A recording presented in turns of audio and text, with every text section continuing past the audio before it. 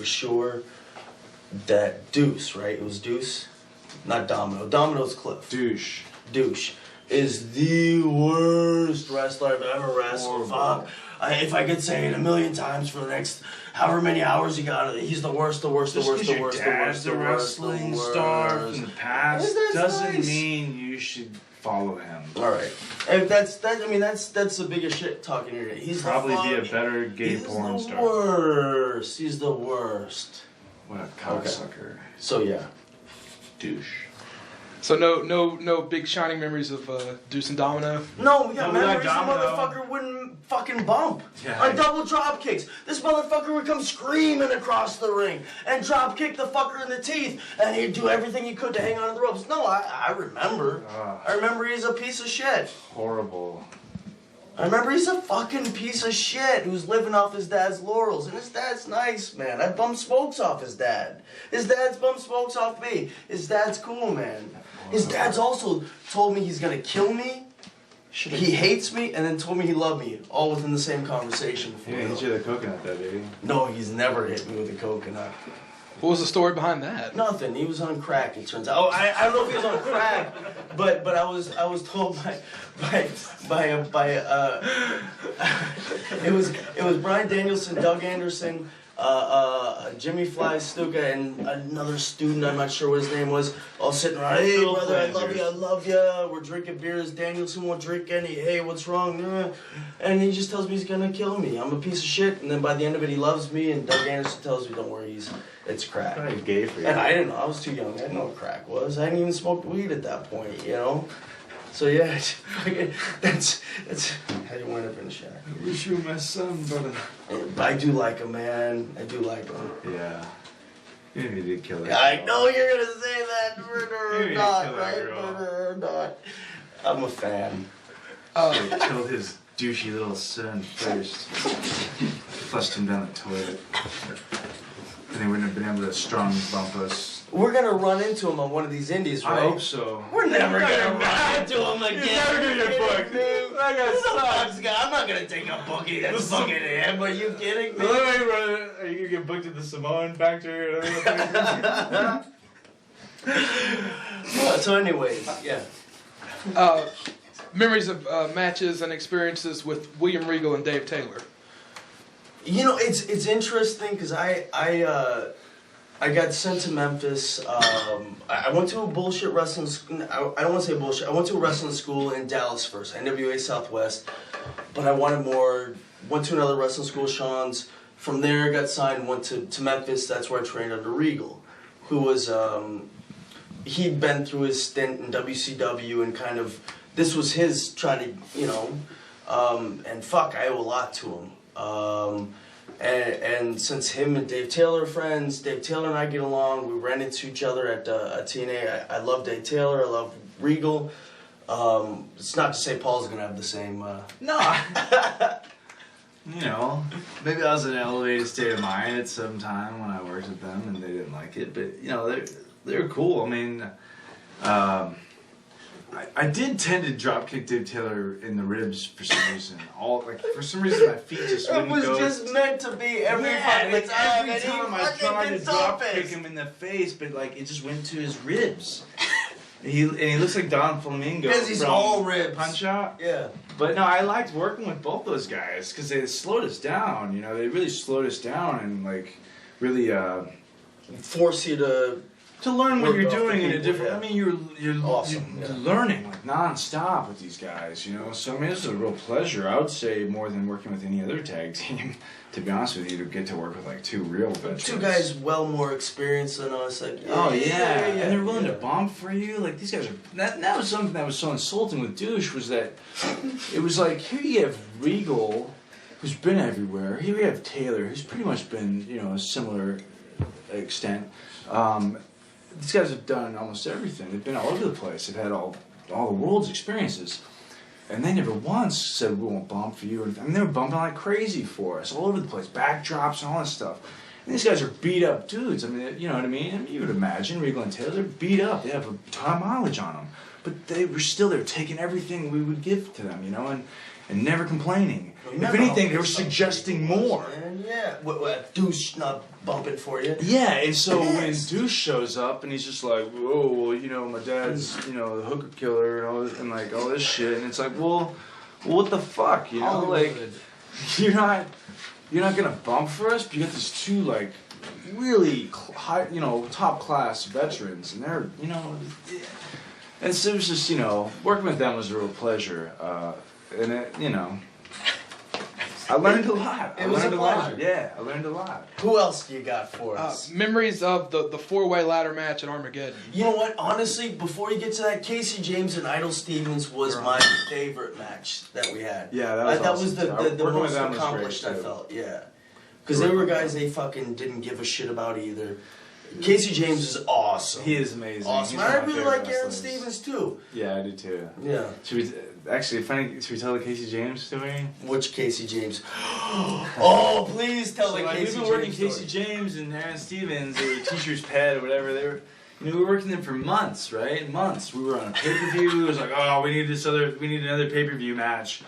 Put the tag titles on there, I guess, and I guess have them work over there working. And so it was us and them, and it was actually in North Carolina, wasn't it? It was in. Well, I thought you were going to talk Greensboro. about. I thought you were going to the talk pay-per-view. about. I am. Oh, okay. I am. There's a little I don't- backstory. yeah, That's how you tell stories. You get a little backstory. People are like, what the fuck is he talking about? They might still be thinking that. But, so we had this great match with them on the pay-per-view. No one expected anything. And we pulled 5 stars out of a 4-star, you know, capability. I was we very satisfied. Yeah, we really came through with flying colors, and they were all really surprised. So that was a real feather in our cap. To the point where they were like clapping, I think, when we came back to Gorilla, which is really rare. So if the boss is clapping, that's a good thing. So all 4 of us, you know, we all felt really good about ourselves. Fast forward to like, you know, 6 months later, and the other team's already split up long before and everything. And Casey James at this point was put on the new ECW as somewhat of like an enhancement guy, but he was still under contract, always had been. So apparently, and I wasn't there to witness it, but the story is that Vince was walking by the monitor, and Casey James, phenomenal, you know, he's like 25, he's born in like the late 60s, I don't know. He's fucking Bobby Eaton. It's weird, it's weird, Yeah, he's awesome. Anybody's seen him, yeah. And It's Vince is amazing. walking by, and he's like, he walks, who is this kid? Sign this kid. And just walks off. Yeah, It's like, he's been up there. he's been on Title pay-per-view, he's Yeah. been tag title Yeah. feuds, he's been under I contract for a while. thought you were going to talk about him in Europe, in the Oh, with the broad? with the hey. Man. Oh yeah, Casey But- James. Is like, That's what I. if you're thought looking you were- at a way to get rats, he should be your teacher. Because there's this one in Europe called Big Bird. Quite a few guys have touched. She's pretty nasty. She's like a queen rat. If you can imagine a 25-year-old being, she was like a rat. She was like a 12-year-old rat when WCW was around. Apparently. That's big down here in the South, right? Yeah. And so Casey James goes to woo this girl, and he's like, man, this girl wanted me to romance her. I wasn't gonna romance her, fucking broad. So I went into the bathroom. I just took my clothes off, and I came back out, and I stuck my cock in her face. She just looked scared.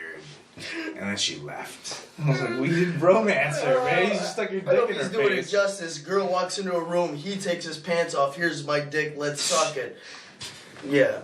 Anyways, A rat got called he's out. a hero of mine. He I mean, is. he's Me fucking too. born 20 years too late. Casey James. Fuck. And he talks He's against amazing. emphysema, but Yeah, he right? barely smokes. Anyways, yeah. So. Casey James, if you're out there, we miss you.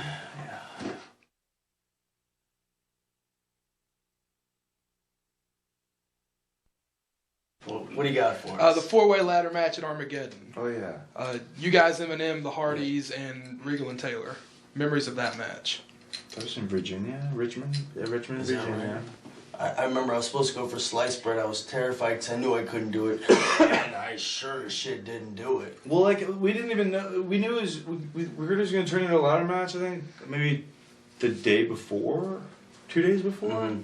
That was going to be a four-way ladder match. It was supposed to be us Yeah. versus Regal and Taylor, right? Yeah, originally, and they made it. They kept that. They kept that look that was the match, and then Taylor comes out and he's like, "Hey, play, changing the match."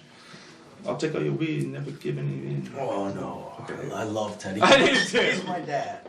That's my dad. I love Teddy Long, even though he never pitches in. But so yeah, that was the match, and then like I got a real treat for you, player. 2 more teams, and so Thanks. yeah. But I mean, it was exciting, you know. I thought it was really exciting because that was like a whole different platform for us to work on, where neither of us had an opportunity to show anything to that degree, at least on that platform. And so, for me, it was extremely exciting, especially since we were going over. I had no idea that Mercury got his fucking face. Yeah, I had no idea either. No idea. I just remember looking around. I was like, someone's missing. Shit didn't happen that was supposed to happen. Yeah, it was like something's missing, like something's off. And I was like, but everyone covered up for it, and then I don't know. I climbed up the ladder as fast as I could. Our thing with that match was that, if I can say, when you watch ladder matches in the past, so much of them are structured in like a really spotty sense. I mean, it's a spotty type of match, right? But if you keep the objective of trying to win this title that's held above you, maybe not. And so as we were going into this match, what we kept thinking, and our philosophy still stands today, is like, well, if we do anything with the ladder at this point, unless it's a matter of circumstance in the situation, the ladder's going to be set up for us to climb. Because too many times we'd see, I mean, ladder matches were just a matter of setting stuff up for it just was this whole spotty thing. But it's like, well, that takes away from the realism of it. If I have an opportunity in an empty ring, I'm going to set the ladder up and climb it. At least try. I'm not going to set it up in a fucking seesaw and hope that it'll fucking get a great pop. And I'm going to win the fucking match. At least that's the illusion I'm going to portray. And so that was our philosophy. It was like, every time we set this ladder up, it's to climb. You know, and there are other instances where we use it, but that's just because it happened to be in that situation. You know what I mean? And so there's a whole psychology of ladder matches, I think, that has just been washed over by seesaws. But we were trying to stick to our formula of like, this is a ladder match. The only way to get the title is to climb. That's what you do. You don't set it up to, but it came out exciting, and we had. And the Hardys had a lot of experience with ladder matches, so they had their input, and we were able to tell the story with Regal and Taylor being afraid of heights. That was a really cool thing. I thought that was really clever and funny, because it just was a whole different element that you don't see in ladder matches, like the guys that are scared to climb the ladder. It was awesome. It's awesome. And you had Eminem, that were an established team, and. I thought Nitro did a really good job covering up from where he had to. I don't know. I mean, I guess people really seem to respond well to the match. Wouldn't you say? I mean, people like ladder matches. They do.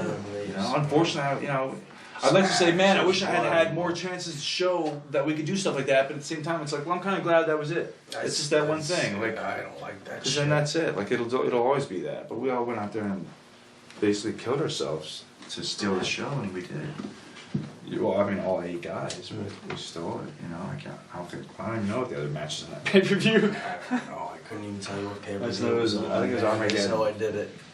Were you guys given any direction or instruction as to why the rematch never happened? With the ladder match, they announced the second one and then scrapped it like the next week. I don't remember. I mean, No, they did. Yeah, it was announced for another, I think the Yeah, February they did. pay-per-view. Yeah, they did. And then they changed it. I mean, it's because it's all on a fucking whim. And I didn't say hi to Vince that day, remember? That might have been it. It's just, I mean, we've got bigger fish to fry, I guess. I don't know. Shit changes there daily. Yeah, if it was I mean, up they're to, writing this if it shit was up to me, the I'd day be all of, over the fucking show, I guess. They're writing this shit the day of. I mean, I'd heard of instances where I was written all over the show, and Vince took a look at it and was like, nope, not him. Took me right off. We barely spoke to the writers in like conversations like, well, what should we do? Because there was a time where we kept trying. We'd give all these ideas, and it was just like it was disrespectful at the point where we'd ask them like, so what are we doing? Where are we going? Like, Taco Bell? Yeah. Like, that was a legitimate response. That's how they would that's how they would answer us. And we're sitting here trying to ask about our careers, in our livelihoods, and that's how they're gonna, you know. So Who gave us that response? fucking Lagana, that faggot. Where is he now? Wait a second.